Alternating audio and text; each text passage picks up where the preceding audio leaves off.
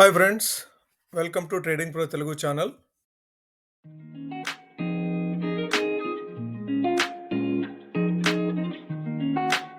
ఇప్పుడు జరుగుతున్న యుద్ధం 3 దేశాల మధ్యలో అని చెప్పి అందరూ అనుకోవచ్చు కానీ ప్రపంచంలో అన్ని దేశాలు కూడా యుద్ధం చేస్తున్నాయి. అన్ని దేశాలు యుద్ధం చేయడం ఏంటి? 3 దేశాలే కదా, ఒకళ్ళ మీద ఒకళ్ళు దాడి చేసుకుంటున్నారని చెప్పేసి అందరికీ డౌట్ రావచ్చు. కానీ ఇక్కడ యుద్ధం చేయడం అంటే ప్రత్యక్షంగా యుద్ధంలో పార్టిసిపేట్ చేయడం అని కాదు. ఆ 3 దేశాలు చేస్తున్న యుద్ధం కారణంగా వచ్చిన ప్రతికూల అంశాల మీద మనం యుద్ధం చేస్తూ ఉన్నాము. ప్రత్యక్షంగా కాకపోయినా పరోక్షంగా ప్రతి దేశం కూడా యుద్ధం చేస్తుంది. అదే విధంగా అంటే ఆయిల్ ప్రైసెస్ రైజ్ అవడం వల్ల అన్ని దేశాల్లో కూడాను ఆర్థిక వ్యవస్థలు అతలాకుతలం అవుతున్నాయి. ఆర్థిక వ్యవస్థల్ని గాడిని పెట్టడానికి అన్ని దేశాలు కూడాను, అన్ని ప్రభుత్వాలు కూడాను యుద్ధం చేస్తూనే ఉన్నాయి. ఏ రోజుకో రోజు యుద్ధంలో డైరెక్ట్ గా పార్టిసిపేట్ చేస్తున్న ఆ 3 దేశాలు ఎలాగూ వాళ్ళ ఆర్థిక వ్యవస్థల్ని పరోక్షంగా నష్టపోతూనే ఉన్నాయి. కానీ ఎటువంటి పార్టిసిపేషన్ లేని బయట ఉన్న దేశాలు, ఫర్ ఎగ్జాంపుల్ గల్ఫ్ కంట్రీస్ యుద్ధంలో పార్టిసిపేట్ చేయట్లేదు. కానీ గల్ఫ్ కంట్రీస్ నుంచి ప్రొడ్యూస్ చేసే ఆయిల్ బయట దేశాలకు వెళ్ళకపోవడం వల్ల ఆయా దేశాలు ఆర్థికంగా ఇబ్బందులు ఎదుర్కొనే స్థాయిలో ఉన్నాయి. ఇప్పుడు ప్రస్తుతానికి ఇంకా కొద్ది రోజులు కనుక ఇదే యుద్ధం జరిగితే ఆయిల్ ఎక్స్పోర్ట్స్ కంప్లీట్ గా ఆగిపోతే ఆయా ఎకానమీస్ చాలా ఇబ్బందులు పాలవుతాయి. ఆ విధంగా గల్ఫ్ కంట్రీస్ ఎకానమీస్ ఇబ్బంది పాలైతే మన దేశాలు అంటే ఇండియా గానీ, చైనా గానీ, ఇతర కంట్రీస్ ఏదైతే ఆయిల్ ఇంపోర్ట్ చేసుకుంటాయో ఆ దేశాలు కూడాను ఆయిల్ ప్రైసెస్ రైజ్ వల్ల అంటే ఇన్ఫ్లేషన్ పెరుగుతుందనే భయాలతోటి మన ఆర్థిక వ్యవస్థలు కూడాను భయపడుతూ ఇబ్బంది పడుతూ ఉన్నాయి. ఈ యుద్ధం గనక ఇలాగే ఇంకా కొద్ది రోజులు గనక కొనసాగితే, ఇప్పటికే 4వ వారంలో ప్రవేశించింది ఈ యుద్ధ వాతావరణం అనేది, ఇంకా కొద్ది రోజులు కనుక ఇదే వాతావరణం కంటిన్యూ అయితే ముఖ్యంగా గల్ఫ్ కంట్రీస్ ఎకానమీస్ ఇబ్బంది పడటంతో పాటుగా కొన్ని దేశాల ఎకానమీస్ అంటే ఆహారానికి కూడా బాధపడి భంగపడే రోజులు త్వరలో రాబోతున్నాయి ఇదే గనక యుద్ధం కంటిన్యూ అయితే. కానీ ఇప్పుడు అందరూ వేచి చూస్తుంది ఏంటంటే ఏ రోజు యుద్ధం ఆగుతుంది, ఎప్పుడైనా ఇరాన్ గానీ, యుఎస్ గానీ, ఇజ్రాయెల్ గానీ యుద్ధం ఆపేశాము అంటే యుద్ధాన్ని ప్రస్తుతానికి విరమించుకుంటున్నాము అని చెప్పి న్యూస్ ఎవరైనా ఇస్తారేమో అని చెప్పేసి ప్రపంచ దేశాలన్నీ ఆశగా ఎదురు చూస్తూ ఉన్నారు. యూరోపియన్ కంట్రీస్ కానీ, ఆఫ్రికన్ కంట్రీస్ కానీ, ఏషియన్ కంట్రీస్ కానీ 3 ఖండాల్లో ఉన్న దేశాలు నిశితంగా గమనిస్తూ ఉన్నాయి ఈ యుద్ధాన్ని. ఇంతమందిని ఇబ్బంది పెడుతున్న ఈ యుద్ధం ఎప్పుడు ముగుస్తుందో వేచి చూడాల్సిందే. ఈ యుద్ధం మూలంగా మన మార్కెట్లు అట్లానే ప్రపంచ మార్కెట్లు అతలాకుతలం అయిపోతున్నాయి. అది ఓకే, మనం అర్థం చేసుకోవచ్చు. ఎందుకంటే రాబోయే రోజుల్లో కంపెనీల యొక్క పనితీరు గానీ, కంపెనీల యొక్క మార్జిన్స్ గానీ పడిపోతాయి అనే ఉద్దేశం మీద అన్ని కంపెనీలను కూడాను సెల్ చేయడం చూస్తూ ఉన్నాము ప్రపంచ మార్కెట్ల మొత్తం మీద కూడాను. కాకపోతే సేఫ్ హెవెన్స్ అయినటువంటి గోల్డ్, సిల్వర్ కూడాను పాతాళానికి పడిపోతూ ఉన్నాయి. $5,500 పర్ ఔన్స్ ట్రేడ్ అయినటువంటి బంగారం ధరలు ఇప్పుడు 4,100, ఈ రోజు మార్నింగ్ అయితే $4,120 వరకు ఫాల్ అయినాయి. అంటే 5,500 నుంచి 4,100, సుమారుగా 25% నుంచి 28% వరకు ఫాల్ అయింది హైస్ నుంచి గోల్డ్. ఎందుకు ఇంతలా పడిపోయింది, ఎందుకు ఇంత కరెక్షన్ వచ్చింది అని మనము కంప్లీట్ గా దీంట్లో గనక డీటెయిల్స్ చూస్తే 3 రకాల కారణాలు మనము నిశ్చితంగా అబ్జర్వ్ చేయొచ్చు. ఒకటి, ఇన్ఫ్లేషన్ పెరుగుదా. ఇన్ఫ్లేషన్ పెరిగితే ఏం జరుగుతుంది? సహజంగా ఇంట్రెస్ట్ రేట్లు పెరుగుతాయి. ఇన్ఫ్లేషన్ పెరిగితే ఆటోమేటిక్ గా ఓల్డ్ బ్యాంక్స్ ఏది కూడాను ఇంట్రెస్ట్ రేట్లు తగ్గించవు కదా. ఇంట్రెస్ట్ రేట్లు తగ్గించకపోగా పెంచడానికి కూడా ఆస్కారం ఉంది. ఇంట్రెస్ట్ రేట్లు పెరిగితే ఇన్వెస్ట్మెంట్ల మీద ఇంట్రెస్ట్ రేట్ వస్తుంది కాబట్టి, మంచి ఇంట్రెస్ట్ వస్తుంది కాబట్టి ఎప్పుడు ఇన్వెస్టర్స్ వీటి మీదే ఆధారపడతారు. అది ఒక కారణం గోల్డ్ ప్రైస్ అనేది రైజ్ అవ్వకుండా డ్రాప్ అవడానికి.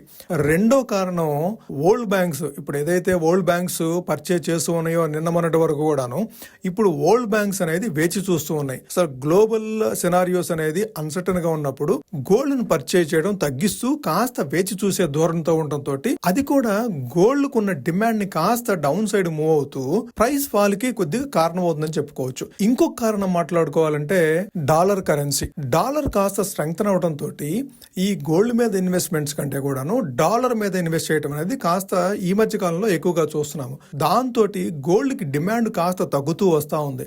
ఈ 3 కారణాల చేత మనకు ముఖ్యంగా గోల్డ్ ప్రైస్ అనేది డ్రాప్ అవుతూ ఉంది. అయితే ఇది ఎప్పటి వరకు ఉంటుంది? యుద్ధం ఒకసారి కాస్త తగ్గుముఖం పట్టి డాలర్ వాల్యూ కాస్త లోయర్ సైడ్ మూవ్ అవుతూ ఉంటే కాస్త ఈ గోల్డ్ కి మళ్ళా డిమాండ్ అనేది క్రియేట్ అవుతుంది. ఇది ముఖ్యంగా మనం గమనించాలి. గమనించాలి. ఈ యుద్ధం అనేది ఎన్ని రకాలుగా ఇంపాక్ట్ చేస్తుంది ప్రపంచ జనాభా మీద. ఇది ఓవరాల్ గా ఇప్పటి వరకు ఉన్న సినారియో. ఓకే, ఈ రోజు మన మార్కెట్ ట్రేడ్ అయిన విధానం కనుక చూస్తే 290 పాయింట్ల వరకు నెగిటివ్ సైడ్ ఓపెన్ అయిన నిఫ్టీ అక్కడి నుంచి కంటిన్యూస్ గా ఫాల్ అవుతూ ఫస్ట్ హాఫ్ అన్ అవర్ లోనే ఇంకొక 350 పాయింట్ల వరకు ఫాల్ అవుతూ, అంటే అప్రాక్సిమేట్ గా 640 పాయింట్లు హై నుంచి, అంటే నిన్నటి క్లోజింగ్ నుంచి 650 పాయింట్లు డౌన్ సైడ్ మూవ్ అవుతూ 22,470 లెవెల్స్ వరకు ఫాల్ అయిన తర్వాత ఆల్మోస్ట్ అక్కడే మధ్యలో ఒకసారి రికవరీ చేయడానికి ప్రయత్నం చేసినప్పటికీ కూడాను 22,650 700 లెవెల్స్ వరకు కూడాను అప్ సైడ్ మూవ్ అయినప్పటికీ కూడాను మరలా సెల్లింగ్ ప్రెషర్ రావడం తోటి 22,470 22,500 లెవెల్స్ దగ్గరే లోయర్ లెవెల్ లోనే ట్రేడ్ అవుతూ ఉంది. ఆల్మోస్ట్ సెకండ్ హాఫ్ అంతా కూడాను చివరికి 600 పాయింట్లు పైగా కోల్పోయి 22,512 దగ్గర క్లోజ్ అయింది. సో ఈ రోజు అత్యధికంగా నష్టపోయిన సెక్టార్ చూస్తే కనుక బ్యాంకింగ్ సెక్టార్. నిఫ్టీ 2.6% నష్టపోతే ఈ రోజు ట్రేడింగ్ సెషన్ లో బ్యాంక్ నిఫ్టీ మాత్రము 3.72% నష్టపోయింది. అంటే నిఫ్టీ సెన్సెక్స్ కంటే కూడాను బ్యాంక్ నిఫ్టీ ఈ రోజు ఎక్కువగా నష్టపోవడం చూసాము. ఎస్పెషల్లీ ప్రైవేట్ బ్యాంక్ సెక్టార్ అనేది ఈ రోజు విపరీతమైన నష్టాలు చవి చూసింది. దీనికి ముఖ్య కారణం మనకు తెలిసిందే, హెచ్డిఎఫ్సి బ్యాంక్ లో వచ్చిన చిన్న కలకలం. హెచ్డిఎఫ్సి బ్యాంకు గత 3 రోజుల నుంచి 880 లెవెల్స్ నుంచి సుమారుగా 740 లెవెల్స్ వరకు ఫాల్ అయింది. ఈ రోజు క్లోజింగ్ 744 రూపాయలు. అంటే ఈ మధ్య కాలంలో మనం హెచ్డిఎఫ్సి బ్యాంకును చూసిన హై 1025 రూపాయలు అయితే ఇవాళ క్లోజింగ్ 744 రూపాయలు. సుమారుగా చెప్పాలంటే నెల రోజుల్లోనే ఇది 30% వరకు కోల్పోయింది హెచ్డిఎఫ్సి బ్యాంక్. అందుమూలంగానే మీకు బ్యాంక్ నిఫ్టీ కూడాను 64,000 దగ్గర నుంచి ఇప్పుడు 51,000 దగ్గరకు వచ్చేసేసింది. నిఫ్టీ బ్యాంకు బాగా ఎక్కువగా కోల్పోయింది ఈ మధ్య కాలంలో కనుక చూస్తే. ఇక అదర్ సెక్టార్ ఏ సెక్టార్ చూసినా కానీ ఈ రోజు మోర్ దాన్ 3% కోల్పోయినాయి. ఒక్క నిఫ్టీ ఐటీ మాత్రమే 0.18% స్లైట్ నెగిటివ్ గా క్లోజ్ అయింది. నిఫ్టీ ఐటీలో ఉన్న స్టాక్స్ ఈ రోజు కోఫోర్జ్ గానీ హెచ్సిఎల్ టెక్నాలజీస్ గానీ మార్నింగ్ నుంచి కూడాను హయ్యర్ సైడ్ మూవ్ అవడానికి ట్రై చేసినాయి. ఇన్ఫోసిస్ అంత ఎక్కువగా హయ్యర్ సైడ్ మూవ్ అవడానికి ప్రయత్నం చేయలేదు కానీ బట్ టీసీఎస్ గానీ పాజిటివ్ గా క్లోజ్ అవడానికి ప్రయత్నం జరిగింది. కాకపోతే ఓవరాల్ గా స్లైట్ నెగిటివ్ గా 0.18% నెగిటివ్ గా క్లోజ్ అయింది నిఫ్టీ ఐటీ సెక్టార్. ఇక రేపటి ఎక్స్పైరీకి మనం నిఫ్టీ ఓఈ ప్రొఫైల్ కనుక చూస్తే లోయర్ సైడ్ కాంట్రాక్ట్స్ అనేది ఎక్కువగా యాడవలేదు కానీ 22,500 అండ్ అబోవ్ లెవెల్స్ లో ఉన్న కాంట్రాక్ట్స్ కాల్ సైడ్ చాలా ఎక్కువగా బిల్డ్ అయినాయి అని చెప్పుకోవచ్చు. సో ఓవరాల్ గా మ్యాక్స్ పెయిన్ 22,750 దగ్గర ఉంటే మాక్సిమం కాల్ ఓఐ సైడ్ 24,000 దగ్గర, మాక్సిమం ఓఐ పుట్ సైడ్ 21,000 దగ్గర ఉంది. కాకపోతే ఎక్స్పైరీ ఒక్క రోజే ఉంది కాబట్టి 24,000 21,000 కంటే కూడాను దానికి దగ్గర స్థాయిల్లో అంటే 22,500కి దగ్గరగా ఉండ 23,000 22,500 దగ్గర కూడా కాస్త ఓఐ అనేది బిల్డ్ అవడం చూసాము. కాబట్టి మనం ఇమీడియట్ గా సపోర్ట్ చూడాలి అంటే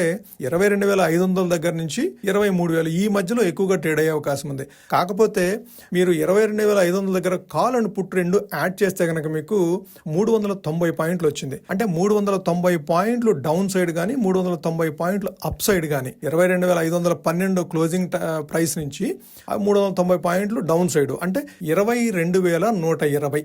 అదే అప్ సైడ్ 390 పాయింట్లు అంటే 22,900. సో 22,100 నుంచి 22,900 ఈ 800 పాయింట్ల మధ్యలో రేపు నిఫ్టీ ట్రేడ్ అవుతుందని చెప్పేసి ఈ ఓఐ ప్రైస్ ప్రకారం మనం అర్థం చేసుకోవచ్చు. అదే చార్ట్ ప్రకారము మనం నిఫ్టీకి సపోర్ట్ అండ్ రెసిస్టెన్స్ చూడాలంటే చార్ట్ ప్రకారము నిఫ్టీకి సపోర్ట్ 22,320 లెవెల్స్ అనేది సపోర్ట్ కింద యాక్ట్ చేసే అవకాశం ఉంది. అదే రెసిస్టెన్స్ విషయానికి వస్తే నిన్న వీడియోలో మనం మాట్లాడుకున్నాము 22,930 క్రాస్ చేసి డౌన్ సైడ్ మూవ్ అయితే 22,700 22,600 లెవెల్స్ కూడాను మార్కెట్ ఫాలో అయ్యే అవకాశం ఉంది అనుకున్నాము. ఈ రోజు ఓపెనింగ్ ఆల్మోస్ట్ 300 పాయింట్లు డౌన్ సైడ్ ఓపెన్ అవడం తోటి అక్కడి నుంచి కూడా లోయర్ సైడ్ అంటే 640 పాయింట్లు డౌన్ సైడ్ మూవ్ అయింది ఈ రోజు. అయితే క్లోజింగ్ 22,512 దగ్గర క్లోజ్ అయింది కానీ బట్ 22,900 కంటే కూడా లోయర్ సైడ్ ఓపెన్ అయింది. సో మనకి నెక్స్ట్ రెసిస్టెన్స్ 22,900 అనేది స్ట్రాంగ్ రెసిస్టెన్స్ కింద ఉంటుంది. కాకపోతే ఈ రోజు ఓపెనింగ్ 22,800 లెవెల్స్ అనేది కాస్త రెసిస్టెన్స్ కింద యాక్ట్ చేసే అవకాశం ఉంది.